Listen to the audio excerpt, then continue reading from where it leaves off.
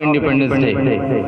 Thank you for joining us. Personally, thankful Mr. Abid Raza Misbahi Sahab, law student, Maulana Azad National Urdu University and youth parliamentarian. And a very thankful Mr. Arshad Ansari Sahab, Department of Law, Maulana Azad National Urdu University, Hyderabad, and Hazrat Maulana Ataullah Nadwi Sahab and all others.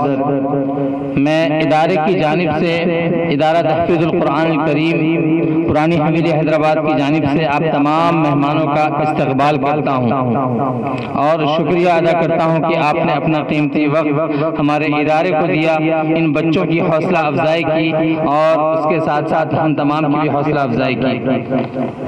عزیز دوستوں، آپ مجھ سے قبل تمام مہمانوں کا آپ نے بیان سنا، تفصیلی گفتگو سنی۔ حضرت مولانا عطا اللہ ندوی صاحب نے آزادی ہند پر روشنی ڈالی، اس کے علاوہ عابد رضا مصباحی صاحب آپ ان کو سن رہے تھے اور اپنے اظہار خیال فرمایا۔ جناب ارشد انصاری صاحب آپ ان کو بھی سنے اور آپ خود آزادی ہند پر لمبی گفتگو کی، تو میں گفتگو میں نہیں جانا چاہتا ہوں، بس مختصر انداز میں، کیونکہ وقت کا بھی تقاضا ہے، 2-4 منٹ کہہ کر میں اپنی جگہ لے لوں گا اور یہ پروگرام بھی اختتام پذیر ہو جائے گا۔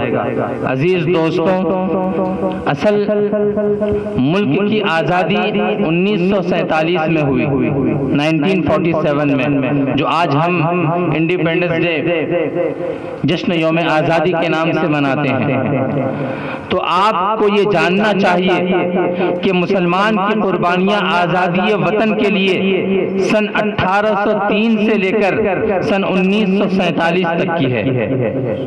ہمیں یہ آزادی ایسے ہی کوئی کرکٹ گیم کھیلنے سے نہیں مل گیا، کوئی چیمپئن بننے سے نہیں ملا، اس کے لیے ہم نے خون بہایا ہے، اپنے بیویوں کو بیوہ کیا ہے، بچوں کو یتیم کیا ہے، اپنے آبا و اجداد کی قربانیاں پیش کی ہے، اپنے گھروں کو لٹایا ہے اس بھارت کے لیے۔ عزیز دوستوں، وہ مسلمان جن کے آبا و اجداد نے لاکھوں کی تعداد میں سن 1831 کے اندر آزادی وطن کے لیے سید احمد شہید، شاہ اسماعیل شہید رحمت اللہ علیہ کی قیادت میں بالا کوٹ کے میدان میں جام شہادت نوش پیش کیا، اور پھر 1857 کے اندر دلی اور دلی کے قرب و جوار کے اندر جام شہادت نوش کیا، اور سن 1947 تک پھانسی کے تختوں پر چڑھتے رہے۔ آپ آج دیکھ رہے ہیں آپ کو ملک کا غدار کہہ کر کہا جا رہا ہے۔ عزیز دوستوں، سن 1857 کے اندر دلی میں 33,000 علماء کو شہید کیا گیا۔ دنیا نہیں جانتی ہے آپ کی تاریخ کو، نا واقفیت ہے۔ آج ہم یہاں پر اگر جمع ہوئے ہیں جشن یوم آزادی منانے کے لیے، تو ہم یہ آزادی نہیں منا رہے ہیں، ہم تو آزاد ہندوستان کو سن 1947 میں کر چکے ہیں۔ ہم یہاں پر صرف اپنے آبا و اجداد کی تاریخ بتانے آئے ہیں، ان لوگوں کو ان مدارس کی تاریخ سے اجاگر کر رہے ہیں، اپنی تاریخ سے واقفیت کروا رہے ہیں کہ ہم نے اس ملک کی آزادی کے لیے کیا دیا اور کیا نہیں دیا۔ عزیز دوستوں، جب یہاں پر بھی ہماری ناکامی ہوئی تو سن 1866 میں دارالعلوم دیوبند کو قائم کیا گیا۔ وہ بھی ایک عجیب واقعہ ہے۔ انہوں نے اپنے باشندوں سے، ملک سے کہا کہ اپنے بچوں کو ہمیں دو، ہم ان کو مفت میں پڑھائیں گے، مفت میں لکھائیں گے، مفت میں تعلیم دیں گے، اور اس کو ہم گورنمنٹ کی ملازمت بنا کر پیش کریں گے، مجاہدین کے بیٹے کو مجاہد بنا کر پیش کریں گے دنیا کے سامنے، اور وہ آج اس پر کامیاب ہے۔ شاید آپ اس بات کو جانتے نہیں، انگریز یہاں سے چلے گئے لیکن آج بھی ہمارا خوف ان کے اندر ابھی بھی باقی ہے، یہ مسلمان ہیں۔ عزیز دوستوں، آپ کو ہمیشہ اس ملک کے اندر دہشت گرد کہا گیا، آپ کی مخالفت کی گئی جبکہ وہ آپ کی تاریخ سے ناواقفیت ہے۔ ابھی کچھ دیر پہلے عابد رضا مصباحی صاحب شعبہ قانون مولانا آزاد نیشنل اردو یونیورسٹی آپ کے سامنے مخاطب تھے اور کہہ رہے تھے، ایک تاریخ سے آپ کو واقفیت کروا رہے تھے۔ بلخیس بانو کے تعلق سے انہوں نے بتایا کہ ان مجرمین کو پھولوں سے سواگت کیا جاتا ہے۔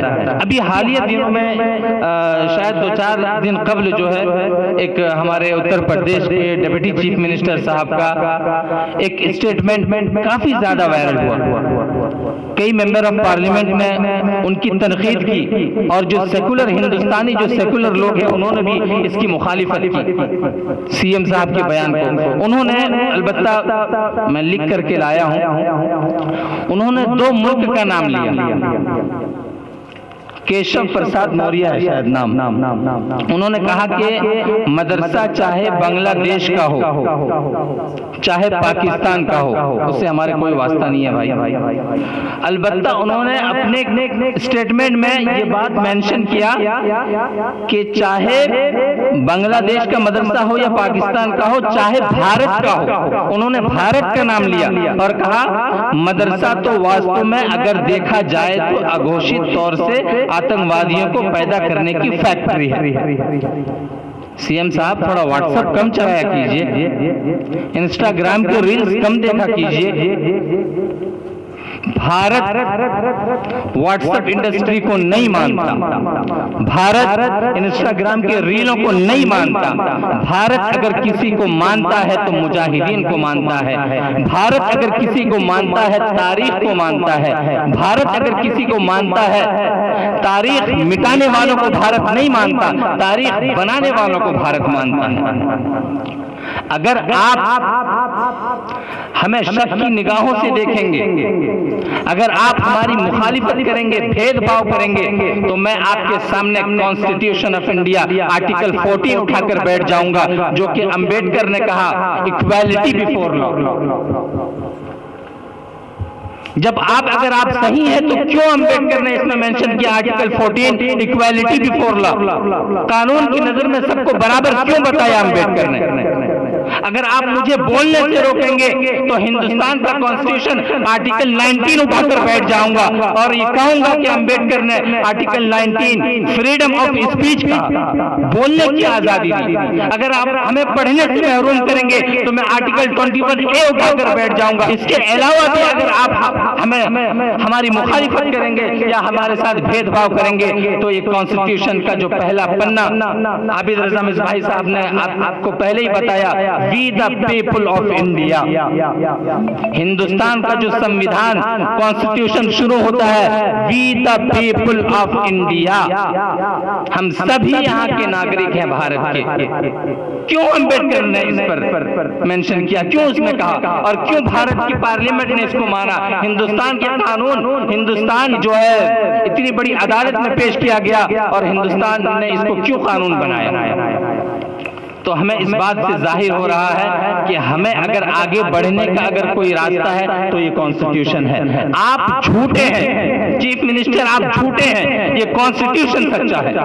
آپ جھوٹ بول رہے ہیں، مدارس کو ٹارگیٹ کر رہے ہیں، مدارس کو دہشت گرد کہہ رہے ہیں، جبکہ یہ کانسٹیٹیوشن نے ہمیں کہا کہ آپ کو برابری کا حق ہے۔ اور یہ کانسٹیٹیوشن صرف امبیڈکر نے نہیں لکھا، اس کانسٹیٹیوشن کو ہم سبوں نے مل کر امبیڈکر کے تھرو ہندوستان کو دیا ہے، اور یہ تاریخ ہم ہمیشہ دہراتے رہیں گے۔ آپ ہمیں دہشت گرد کہو یا کچھ بھی کہو، ہم آپ کو واٹس ایپ سے نکال کر انڈین کانسٹیٹیوشن میں لا کر بٹھا دیں گے انشاءاللہ۔ اسی کے ساتھ میں اپنی تقریر کو ختم کرنا چاہتا ہوں اس شعر کے ساتھ کہ ملے گی منزل مقصود ہم یہ ایمان رکھتے ہیں، ملے گی منزل مقصود ہم یہ ایمان رکھتے ہیں، ہم اپنی رہنمائی کے لیے قرآن رکھتے ہیں، اور وفاداری ملک سے ہو یہ اسلام کہتا ہے، وفاداری ملک سے ہو یہ اسلام کہتا ہے، ہم اپنے دل کے ہر گوشے میں ہندوستان رکھتے ہیں۔